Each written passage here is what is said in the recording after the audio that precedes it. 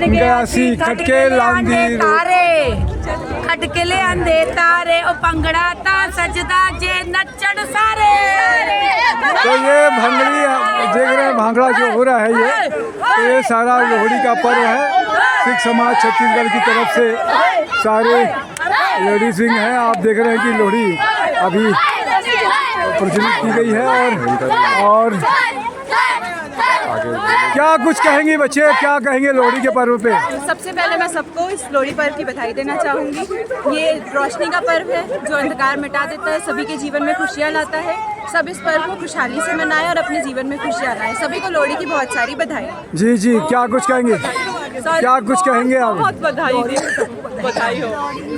तो सभी लोगों को लोहड़ी की बहुत बहुत 12 वर्षी घटन गया सी खटके ले आंदी कौड़ी कौड़ी सारिਆਂ ਨੂੰ ਹੋਏ ਅੱਜ ਵਧਾਈ ਦੀ ਲੋਹੜੀ ਦੀ ਵਧਾਈ। लोहड़ी की बधाई।